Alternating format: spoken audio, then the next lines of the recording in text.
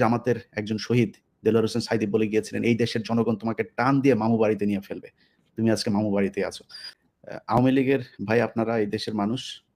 আপনাদের এই যে আমরা হাসাহাসি করছি, দাদা আজকে বলছিল যে আমি খুব খুশি। আসলেই খুশি, খুব খুশি।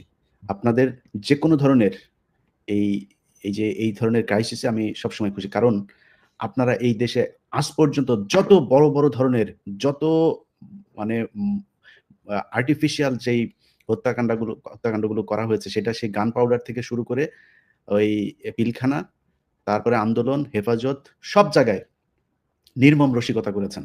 এই শেখ হাসিনা সংসদে বসে নিজের চোখে দেখেছে, আমি তো তখন ঢাকায়, আমি একদম ভোর ৪টা থেকে আমি এই হেফাজতের মাঠে। আমি নিজের চোখে দেখেছি পাশের থেকে লোক গুলি খেয়ে মারা যাচ্ছে। আমি শেষ ছিল আমার, আমি লাইভ আমাদের ২১ টিভি বন্ধ করে প্রায় ২-৩ ঘন্টা সেদিন বন্ধ ছিল। কনক ভাই মনে আছে নিশ্চয়ই। তো তারপরের দিন শেখ হাসিনা সংসদে গিয়ে বলল যে ওরা রং মেখে তারপরে শুয়েছিল। একটা ক্যাজুয়ালিটি হয় নাই। এত নির্মম রসিকতা কোনো মানুষ করতে পারে?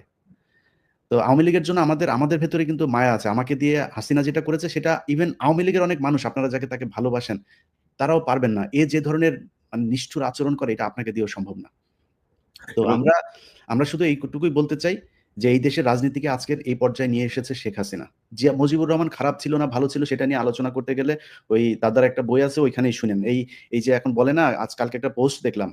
সেই পোস্টের মধ্যে লেখা হচ্ছে যারা নাকি বীরাঙ্গনা ছিল ৭১ এর সময়, যারা নাকি মানে ইয়ে ইয়ে হয়েছিল, যাদের কোনো পরিচয় ছিল না, এরকম কিছু মানুষকে নাকি শেখ মুজিব বলেছে লিখে দিও ৩২ নাম্বার তাদের ঠিকানা, শেখ মুজিব আমাদের বাবা।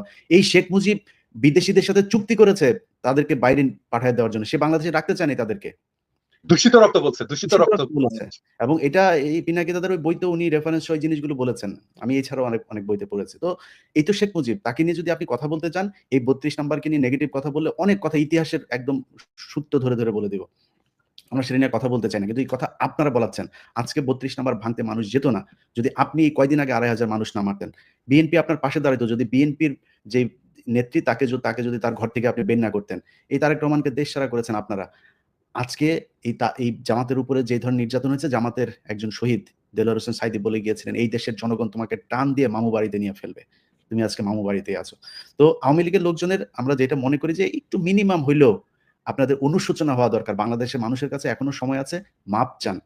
যতই এদের কথাবার্তা শুনে ফাল পারেন যে ৭৫ যেটা হয়েছে সেটা আমরা হইতে দিব না, আর ৭৫ মানুষ নেচেছিল, আজকেও নাচছে, আজকেও আপনারা কিছু করতে পারেন নাই। ভবিষ্যতে এরকম করলে আবারও মানুষ এইভাবে আপনাদের বিরুদ্ধে নামবে, সেদিনও কিছু করতে পারবেন না। আজকে যারা বেঁচে আছেন তারা চোখের সামনেই দেখছেন যে ১৫ই আগস্টে মানুষ যে মিষ্টি বিতরণ করেছিল সেটা সত্য কি মিথ্যা। পিনাকিদা, আপনার কাছ থেকে একটু জানি যে এখন করণীয় কি? আওয়ামী লীগের সহযোগীদের আর অনুকম্পার সুযোগ নাই। এই জায়গাটায় আমাদের রাজনৈতিক দলগুলো কি করতে পারে? সরকারের ভূমিকা কি হওয়া উচিত? আগামীকাল থেকে আপনার মন্তব্যটা আমরা জানতে চাই, আপনার বক্তব্যটা জানতে চাই। আমি প্রথম থেকেই যখন ৫ই আগস্ট হলো তারপরে কিন্তু আমার চিন্তা ছিল যে কিভাবে রিকনসিলিয়েশন করব, কিভাবে তাদেরকে সমাজে এটা আবার ফেরত নিয়ে আসবো, তারা অনুশোচনার মধ্যে দিয়ে, ক্ষমা প্রার্থনার মধ্যে দিয়ে সমাজে ইন্টিগ্রেটেড হবে, কিন্তু সেটা হলো না। এবং আমরা প্রত্যেকেই একমত যে তাদের মধ্যে অনুশোচনার বিন্দু মাত্র কোনো ইয়ে নাই, এবং তারা জুলাই বিপ্লবকেই বরং প্রশ্নবিদ্ধ করার জন্য তারা নানা ধরনের ন্যারেটিভ তৈরির চেষ্টা করেছে। So no mercy. এখন আর কোনো ক্ষমা নয়, এখন আর কোনো ক্ষমা নয়। বাংলাদেশের ভেতরে বসে যারা আওয়ামী ফ্যাসিবাদের কথা বলবে, সহানুভূতি দেখাবে, ওই শাওন টাউন সহ, যে বলে নাকি এরা উঠছে, শাওন টাউন সহ যারা বলবে, তাদের সবাইকে জয় বাংলা করে দিতে হবে।